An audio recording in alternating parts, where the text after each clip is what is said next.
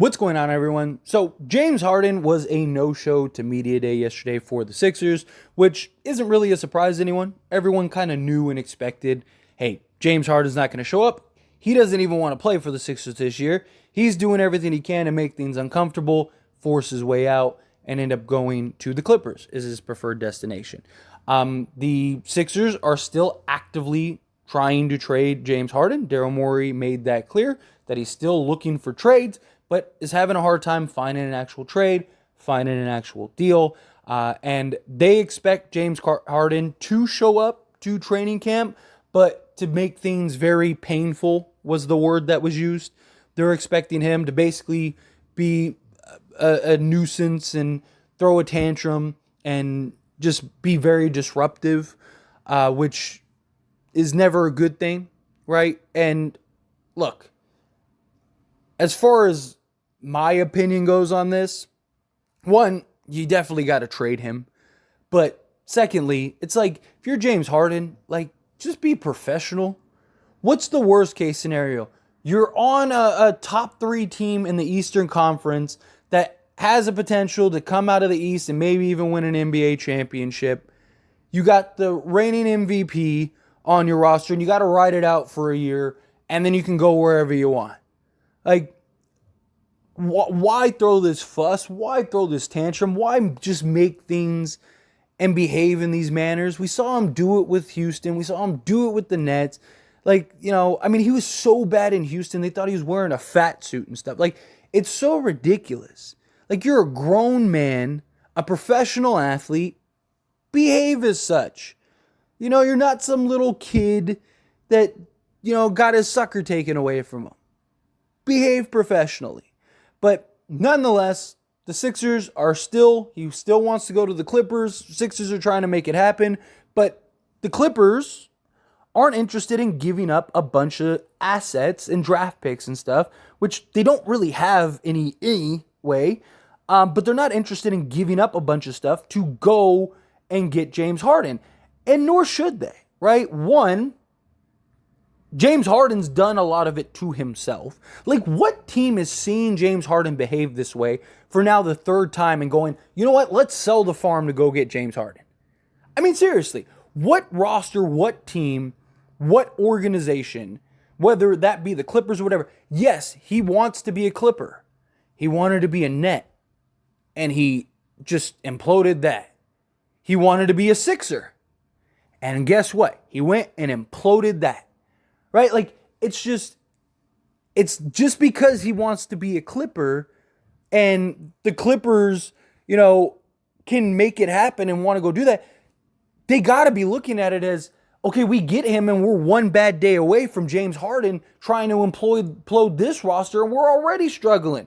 Our 2 stars can't even stay healthy. Plus, how much better does James Harden really make them? Right? Like, you have Russell Westbrook now as like the playmaker, and he was actually very good for Clippers. He had actually one of the best stretches of his entire career with the Clippers last season on both sides of the basketball. So you don't really need the playmaking there.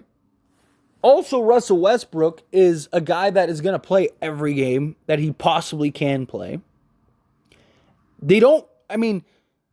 Could they use his ability to just score and play? Like, it doesn't hurt, but, like, again, how much better does he make them? And what is he? Is he the third option? The fourth option? The second option? Right? Like, it's just, one, I could see the Clippers, like, that being a disaster. And that's something else the Clippers, like, if it doesn't work out and he's unhappy, you just traded a bunch of assets for nothing for him to leave you after next year, right? Like, it makes no sense for the Clippers, right? If you can get him for basically a bag of peanuts, then sure, why not? Because at that point, it's low risk, high reward, right? You're getting him. You didn't really give up anything. If it doesn't work out and he wants to cry and complain, let him go. You could even buy him out if you needed to, whatever, right? You figure it out. But if you have to go and give up, 2 first-round picks and, Terrence Mann, like, it makes no sense. And the Sixers, they're not budging. And I mean, if you're Daryl Morey, look, I think that they need to trade James Harden ASAP, primarily because I believe you need to do everything to keep Joel Embiid happy. And if James Harden ends up going to training camp, making things difficult, they go into the season, he basically is like sabotaging the season, and now you get James Harden, or you get Joel Embiid that's like, you know what, get me out of here too. Like, this is now the second time I've had to deal with this, right? Like, and you guys want to sit here and play ego trip with James Harden, like, just get rid of him, right? Like, I think that they need to get rid of him, like, this time a month ago. Nonetheless, probably not going to do that. Daryl Morey, not that kind of guy. He lets his ego get in the way a little bit. But there is, on the other side of that coin, the argument of being patient and the Clippers being the 5th or 6th seed and feeling like we need to make a big splash. Otherwise, we're not doing anything this year, because you look at teams like the Lakers that improved as much, the Phoenix Suns, Denver is still going to be somebody, right? Like, you look at this Clippers team and it's like they could easily be the 5th, 6th, 7th seed in the Western Conference. And that's just in the West. Now you're talking, you got Boston and Milwaukee, right? Like, so if you're the Clippers, does there come around the trade deadline this point of desperation where it's like, all right, we need to get James Harden just to get James Harden? Or what if Paul George or Kawhi Leonard end up missing significant time this year? You know, what if Kawhi ends up missing, 3 months or something like that, which wouldn't be that crazy to think about, or Paul George or whatever. So there is the sense from Philly to just like, let's wait and be patient, because at some point the Clippers are probably going to be in a point of desperation if they actually want to try to win this year, right? Because that's the other thing too. Do the Clippers want to do that? They already tried trading Paul George. There's already talks about them not wanting to see how this year finishes before they give Kawhi and Paul George an extension. So, does this year go disastrous for them? And instead of them being at a point of desperation to go trade for James Harden, they just say, you know what, forget it. We're just going to start fresh. Let's trade Paul George. Let's trade Kawhi. Let's trade whoever we can. And just hit the reset button, or let the money fall off the books. And then you have Steve Ballmer, who has the most money out of anybody in the league and can make magic happen. I wouldn't be shocked.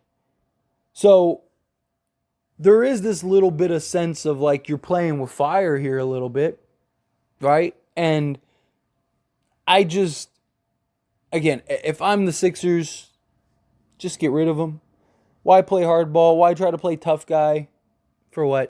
Do is upset Joel Embiid, and now you lost your franchise guy, the guy that's been patient through everything, the guy that's, sat here through all of this. I mean, he already can't be happy watching the Celtics get that much better, watching the Bucks go get Damian Lillard, watching the Phoenix Suns go put together a super team, the Lakers go and get a bunch of depth. It's just, and now he's looking at it and like, the last guy that was here, he ended up doing the exact same thing James Harden's doing right now, ends up leaving, goes to the Nets, and then we get James Harden and we think we're right there, and now look, now what happened?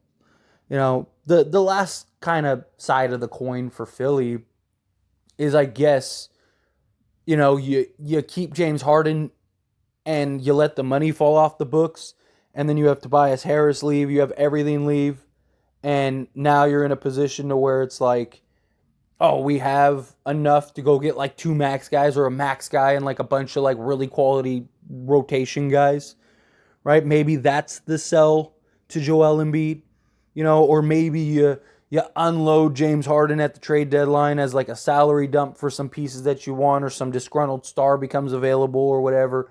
You work out some deal. I don't know. Maybe that's what he's waiting for, right? Which that might not be the worst idea. But again, now you're just like at that point, you might as well trade him to the Clippers, get something rather than losing him for nothing.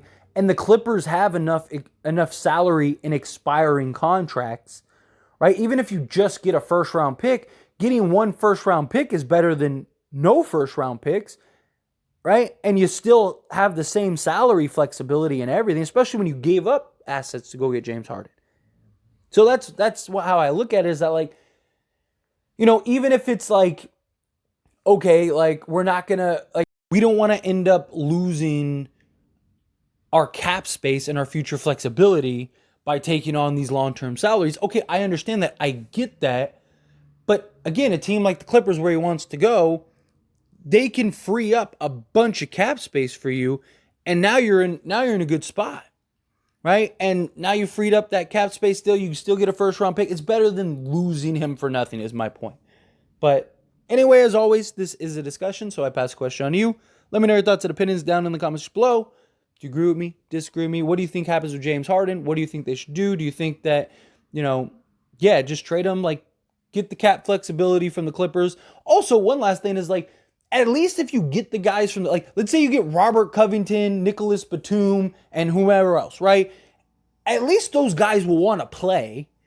Where James Harden, he's going to be trying to sabotage, because that's all we've seen him ever do when he's not happy. So, I don't know. Let me know down in the comments.